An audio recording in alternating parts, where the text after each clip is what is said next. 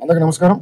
2019 సార్వత్రిక ఎన్నికల్లో భారతదేశంలోనే అత్యంత దుర్మార్గుడు, దోపిడీదారుడైన సైకో జగన్మోహన్ రెడ్డి మాటలు నమ్మి ఈ రాష్ట్రాన్ని అతనికి అప్పచెప్పడం జరిగింది. ఆ రోజున 5 సంవత్సరాల పరిపాలనా సమయంలో ఈ దుర్మార్గుడు రాష్ట్రంలో ఉన్న ప్రభుత్వ ఆస్తుల్ని కుదిరితే దోచుకోవడం లేదా తాకట్టు పెట్టడం, ఆంధ్రప్రదేశ్ ని తాకట్టు ఆంధ్రప్రదేశ్ గా మార్చి రాష్ట్రంలో ఉన్న విశ్వవిద్యాలయాల ఆస్తులు, ఆర్టీసీ ఆస్తులు, ప్రభుత్వానికి సంబంధించిన అనేక రకాల ఆస్తులు, చివరికి సచివాలయంతో సహా తాకట్టు పెట్టి రాష్ట్ర పరిపాలన కొనసాగించి రాబోయే రోజుల్లో మరొకసారి ముఖ్యమంత్రి అయితే ఈ రాష్ట్రంలో తన వైసీపీ నాయకులు దోచుకోవడానికి ఇంకేం అవకాశం లేదు కాబట్టి ల్యాండ్ టైటిలింగ్ యాక్ట్ పేరుతో ఆంధ్రప్రదేశ్ లో ఉన్న ప్రజల ఆస్తులు కొల్లగొట్టేదానికి దుర్మార్గుడు పథక రచన చేస్తా ఉన్నాడు.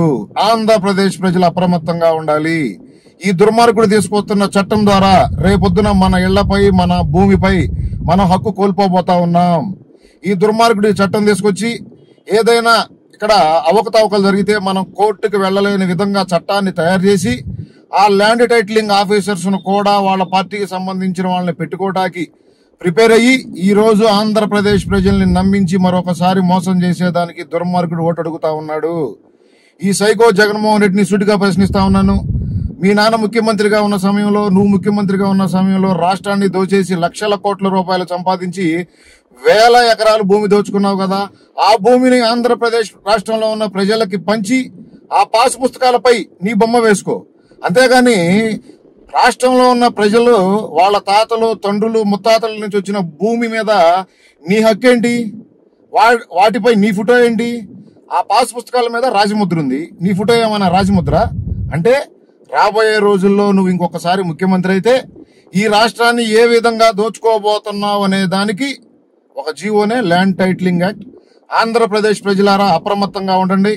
దయచేసి ఈ దుర్మార్గుడిచ్చే క్వార్టర్ బాటిల్కో, ఈ దుర్మార్గుడు పంచే 2000 రూపాయల నోటుకో మనం గనక కక్కుర్తిపడి ఓటు వేస్తే రేపొద్దున మీ ఇళ్లల్లో, మీ భూముల్లో, మీ స్థలాల్లో వైసీపీ నాయకులు తమ జెండాలు పాతారు. ఆ తర్వాత మిమ్మల్ని కాపాడేదానికి ఈ రాష్ట్రంలో ఉన్న చట్టాలు లేవు. కాబట్టి రాష్ట్ర ప్రజలు కళ్ళు తెరవాలి.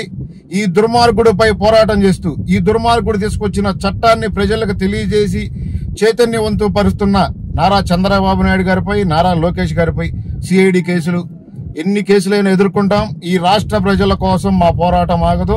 తెలుగుదేశం పార్టీ అధికారంలోకి రాగానే ఈ ల్యాండ్ టైటిలింగ్ యాక్ట్ ని రద్దు చేసేదానికి నారా చంద్రబాబు నాయుడు గారు ఈ రాష్ట్ర ప్రజలకు మాట ఇవ్వడం జరిగింది.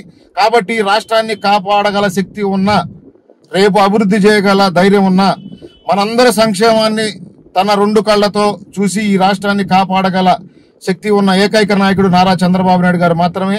రేపు రాబోయే రోజుల్లో మన అమూల్యమైన ఓటుని నారా చంద్రబాబు నాయుడు గారికి మద్దతుగా నిలిచి సైకిల్ గుర్తుపై వేసి ఈ రాష్ట్రాన్ని, మన ఆస్తుల్ని మనం కాపాడుకోవాలని చెప్పి ఆంధ్రప్రదేశ్ ప్రజలు నేను కోరుకుంటా ఉన్నాను.